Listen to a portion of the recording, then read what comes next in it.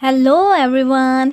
इस पार्ट के स्टार्ट में दिखाते हैं कि मिस बाय पार्टी से वापस जा रही होती है तो उसकी गाड़ी अरेंज नहीं हो रही थी।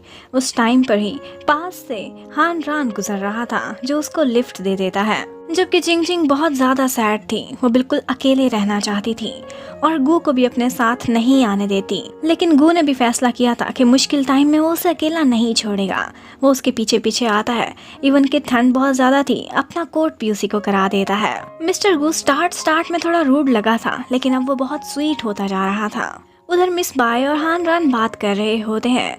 मिस बाय कहती हैं कि मुझे नहीं लगता कि ग्रैंडपा अप्रूव करेंगे जिंग जिंग और गू की शादी करना, क्योंकि उन्होंने अपने माइंड में पहले ही एक बहू का मैप सेट किया हुआ है। हान रान समझ जाता है कि वो यकीनन आपको ही बहू बनाना चाहते हो। इतने में मिस बाय का घर भी करीब ही पहुंच जाता है। जब वो सी ऑफ करने लगती हैं तो वो हान रान से उसका फोन मांगती हैं। जब वो बाद में देखता है तो पता चलता है कि बाय ने टैक्सी का किराया पे किया था। लेकिन एक चीज सरप्राइजिंग थी, हान रान उसकी आईडी देख लेता है। ये आईडी इसकी उसे काफी दिनों से तलाश थी, क्योंकि उसने सोशल मीडिया पर देखा था कि ये एक लड़की है। इसके ख्यालात हान रान से बहुत मिलते जुलते थे और वो उसकी बुक्स भी रीड करती थी। उधर दूसरी तरफ दिखाते हैं कि जिंग जिंग और मिस्टर गू जा रहे होते हैं। वो मिस्टर ही से छुप रहा था जिन्होंने उसका पता दोबारा से चला लिया था। अब जिंग जिंग को खाने पीने में कोई इंटरेस्ट नहीं था, ऑल्दो उसने सुबह से कुछ नहीं खाया था, लेकिन वो तो वहाँ पर बस ड्रिंक ही किए जा रही थी। ड्रिंक करते करते वो टुन हो गई थी। अब थोड़ी देर बाद जिंग जिंग ने अपने रंग दिखाना स्टार्ट कर दिए थे। वो कहती है कि मैंने इतनी अच्छी लिपस्टिक लगाई, प्यारा ड्रेस पहना, हील्स पहनी, क्या फायदा जब हान रान को कुछ पसंद ही नहीं आ। क्या मैं बहुत अगली हूँ? बिल्कुल भी प्रीटी नहीं। और बस यही सोच सोच के वो बहुत रोना स्टार्ट कर देती है। रेस्टोरेंट में शोर मचा देती है। वो वहाँ पर उसकी एक फोटो भी बनाता है और कहता है कि देखो, हान रान के सामने तुम हमेशा प्रिटेंड करती हो, यहाँ पर तुम एक्चुअल लग रही हो, बहुत सुंदर। और फिर किसी तरह घसीट कर उसे उस रेस्टोरेंट से बाहर लेकर आता है। वो टैक्सी में नहीं जाना चाहती थी, पैदल चलने की जिद करती थी, लेकिन उसकी हाई हील्स थी। गू वो हील्स उतार देता है अपने हाथों से और उनको वहीं पर फेंक देता है। और अब उसने जिंग जिंग को कैरी भी कर लिया था। अब वो उसे घर तक लेके जाना चाहता था, लेकिन वो पार्क में ही जिद करने लगती है कि मैंने यहाँ सी सॉ लेना है। गू उसे वहाँ बिठाकर उसके लिए कुछ स्लीपर्स भी अरेंज करके लाता है। अब वो ज़बरदस्ती गू को भी झूले दिलाती है और उसके बाद वहाँ पर भी वो रोना स्टार्ट कर देती है। अब जब गू से समझाने की कोशिश करता है तो वो दोबारा से रोने लगती है कि तुम मुझ पर चिल्ला क्यों रहे हो। अब वो किसी तरह से उसे चुप करा के बड़ी मुश्किल से घर की तरफ लेकर जाने लगता है। रास्ते में भी उसने बहुत शोर मचाया था, इवन के सब के नॉक भी करने लग गई थी। पूरा मोहल्ला जाग कर खड़ा हो गया था। आज पता चल रहा था कि किसी ने ड्रिंक किया है। अब जब वो घर पहुंचती है तो आगे उसकी मामा उसे संभालती हैं। अब गू बाहर ही वेट कर रहा था उसका और उसकी मामा उसे अंदर ड्रेसअप करके उसके कमरे में बिठा देती हैं। लेकिन थोड़ी देर बाद गू को फिर से आवाज़ें आने लगती हैं कि कुछ तो गड़बड़ है। वो सोई नहीं थी, बल्कि अपने बहुत से ब्लाइंड बॉक्सेस खोलकर उनको देख रही थी। बहुत सी चीज़ें टूट गई थी, उनके लिए रोने लगी थी। गू फौरन से कॉल करता है शियाते को और कहता है कि कल ही कल मुझे बहुत सारे ब्लाइंड बॉक्सेस चाहिए। तुम्हारी गर्लफ्रेंड का बिजनेस भी चमक जाएगा और जिंग जिंग की पसंद भी पूरी हो जाएगी। वो मुड़ता है तो जिंग जिंग तो वहाँ थी ही नहीं। अब नेक्स्ट मॉर्निंग का सीन दिखाते हैं। जिंग जिंग एक क्लोजेट में छुप कर सो रही होती है।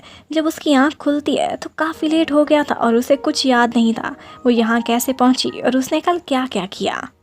लेकिन अलार्मिंग ये था कि वो गू का रूम था। अब जब वो नीचे आती है तो उसकी मामा उस पर बहुत गुस्सा करती हैं। कहती हैं कि कल तुमने क्या क्या किया, और वहाँ गू की शर्ट पर उसकी लिपस्टिक के दाग भी थे। वो अपनी बेटी को डांट रही होती हैं और गू कहता है कि आंटी आप परेशान ना हो, ये शर्ट मैं खुद ही धोऊंगा। जिंग जिंग ऊपर आती है तो गू उसे बहुत याद कराने की कोशिश करता है, लेकिन उसे कुछ याद नहीं आ रहा था। गू उसे साफ साफ कह देता है कि कल रात को पार्टी में जो हुआ था वो तो तुम्हें याद होगा, और मैंने वहाँ पर कोई नाटक नहीं किया। मैंने सच बोला था, मैं वाकई तुम्हें परसू करता हूँ, तुम्हें लाइक कर रहा हूँ। और क्या तुम्हें याद है तुमने मेरे साथ कल क्या किया? तो मेरे क्लोजेट में कैसे पहुँची मैं तुम्हें बताता हूँ। और उसके बाद दिखाते हैं कि जब गू जिंग जिंग को कल रात को ढूंढ रहा था तो वो उसी के ही कबर्ड में छुपी बैठी थी और ख़ुद को एक ब्लाइंड बॉक्स में छुपा हुआ गिफ्ट कहती है कि मैं तुम्हारे लिए ही बनी हूँ। गू उससे पूछता आर यू श्योर, तुम जानती हो कि मैं हूँ कौन? वो कहती है हाँ मिस्टर गू, और मैं तुम्हें किस भी करूँगी। और यहीं पर वो उसे किस करती है और उसकी शर्ट पर भी एक दाग छोड़कर खुद सो जाती है। ये सुनना था कि जिंग जिंग ऑकवर्ड फील करके वहाँ से भाग जाती है और गू उसको वो शर्ट का दाग बहुत प्यारा था। अब जिंग जिंग तो घर में भी नहीं ठहरना चाहती थी। बाहर जाती है तो सारे मोहल्ले के लोग इकट्ठे हो जाते हैं और उसे बताते हैं कि कल उसने क्या किया था। ड्रंक होकर सारे मोहल्ले को जगा दिया था। इतने में आई में उसे फ़ोन करती है और थोड़ी देर में वो वहाँ पहुँची हुई थी। इतने बड़े बड़े बहुत सारे ब्लाइंड बॉक्सेस इकट्ठे किए हुए थे जो गू ने उसके लिए मंगवाए थे। वो बताती है कि गू ने मेरी शॉप में भी इन्वेस्टमेंट की है, मैं बहुत खुश हूँ। लेकिन जिंग जिंग को तो पता चल गया था ये सारा कुछ गू उसके लिए करा रहा है। अब जिंग जिंग को एकदम ख्याल आता है और वो गू से कहती है, अच्छा तो तुम मुझे इसलिए लाइक करने लगे हो, मुझे पटाने की कोशिश कर रहे हो, क्योंकि इस दुनिया में मैं ही तो एक इंसान हूँ जिसे तुम छू सकते हो। लेकिन मेरे पास बहुत सारी चॉइसेस हैं और मैं तुम्हें अपना बॉयफ्रेंड चूज़ नहीं करने वाली। लेकिन गू कहता है, ऐसी कोई बात नहीं, मैंने तुमसे कन्फेस किया है तो मैं सच्चे दिल से तुम्हें चाहता हूँ, तुमसे प्यार करता हूँ।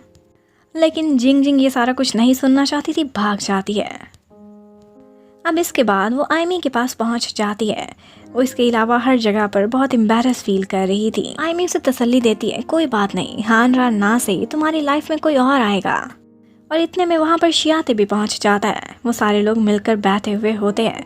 यहाँ पर एक बात जिंग जिंग बताती है आयमी को, उसके कान में कहती है कि मैंने ड्रंक होकर कल बहुत तमाशा किया था, मैंने गू को किस भी कर ली थी। अब आयमी के पेट में ये बात नहीं रहती, वो ऊंचा ऊंचा बोल देती है। तो अब शियाते कहता है कि मैं एक बात सच सच बताऊँ, अब सब कुछ डिस्क्लोज हुआ है, वाकई मिस्टर गू इसे बहुत लाइक करता है और वो सच्चे दिल से प्यार करता है। और वो सब बताता है किस तरह से मेट्योर शावर देखना चाहता था, फाइट क्लब भी गया था, इवन के वो उस रात वाला डिनर वो भी उसी ने बुक कराया था। ये सुनकर तो आयमी इस पर गुस्सा करने लगती है कि क्या ये नेकलेस मेरे लिए नहीं था। अब जिंग जिंग को भी ख्याल आता है कि मिस्टर गू उसकी फैमिली से भी बहुत अच्छे से ट्रीट करता था, बहुत सारी अप्लायंसेस उनको ला कर दी थी घर के कामों में हेल्प करने के लिए। जिंग जिंग जल्दी में अपना फ़ोन भी घर भूल आई थी। उसके फ़ोन पर हान रान की कॉल आती है जो गू उठाता है। वो कहता है कि कल जिंग जिंग मेरे स्टूडियो में फाइल्स लेकर आए जो काम उसे दिया था, तुम भी साथ आना। अब किसी तरह से शियाते को फ़ोन करके गू पता चला लेता है कि जिंग जिंग आयमी की शॉप पर है। वो वहाँ पहुँचना चाहता था जल्दी से जल्दी, और जिंग जिंग जल्दी में वहाँ से निकलना चाहती थी, लेकिन जाते हुए मिस्टर गू से ही टकरा जाती है। वो उसे बहाने लगाने लगती है, कहती है कि नहीं नहीं, वो दोनों आपस में अंदर लड़ रहे हैं, मैंने उनकी सुलह भी करानी है, और जब तक वो मुड़ते हैं उन लोगों की सुलह कब की हो गई थी और वो बहुत हैप्पी मूड में थे। अब जब वो गू के साथ वापस जा रही होती है तो सारा मोहल्ला ही उनको देखकर कहता था कि कितना अच्छा कपल लगता है। गू तो खुश था लेकिन जिंग जिंग शर्माती रहती है।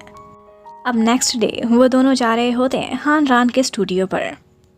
गू जब एलिवेटर के इंतज़ार में खड़ा था तो उसकी एक दफ़ा नज़र पड़ती है तो पीछे उसके दादाजी अपने बहुत सारे एम्प्लॉयज़ के साथ वहाँ पहुँचे हुए थे। वो फ़ौरन से जिंग जिंग का स्कार्फ और उसके सनग्लासेस छीन लेता है और ख़ुद को कवर करके छुपाने की कोशिश करता रहता है, लेकिन दादाजी की एक नज़र उस पर पड़ ही गई थी। अब गू इसी हुलिये में हान रान के पास पहुँचता है और कहता है कि मैं सनबर्न से बचने के लिए आजकल बहुत प्रिकॉशंस ले रहा हूँ, और वो उस दुपट्टे में बहुत ज़्यादा क्यूट लग रहा था। अब वो फाइल्स देने के बाद जब हान रान कॉफ़ी बना रहा होता है तो जिंग जिंग अकेले में उससे कुछ बात करना चाहती थी। गू भी बहुत कोशिश करता है, कभी दरवाजे से लटक कर, कभी कान लगाकर चिपक कर उनकी बातें सुनना चाहता था। वहाँ पर वो दोनों आपस की लड़ाई को क्लियर कर लेते हैं और जिंग जिंग कहती है कि तुम बचपन से ही मेरे सबसे क्लोज फ्रेंड थे, बस मैं तुम्हें खुद से दूर जाते हुए नहीं देखना चाहती थी, इसलिए मुझे लगा कि इसका एक रास्ता है कि मैं तुम्हारी गर्लफ्रेंड बनकर तुम्हारी लाइफ में रहूं, लेकिन शायद लव वगैरह वाली फीलिंग्स नहीं होंगी। और हान रान भी उससे वादा करता है कि चाहे मेरी शादी ही क्यों ना हो जाए, मैं हमेशा तुम्हें अपनी सिस्टर ही समझूंगा और तुम्हें कभी नहीं भुलाऊंगा। और यहाँ पर हान रान कहता है कि मुझे ये भी पता है कि अब तक जो जो फाइल्स तुमने मुझे सेंड किए हैं वो काम तुमने नहीं किया, बल्कि मिस्टर गू ने तुम्हारे साथ चीटिंग कराई है, और असल में भी ऐसा ही था। यहाँ पर भी गू लटकता मटकता किसी तरह से उनके दरमियान आकर बैठ ही जाता है और कहता है कि कॉफ़ी अभी तक नहीं बनी, मैं उसी का पता करने आया था।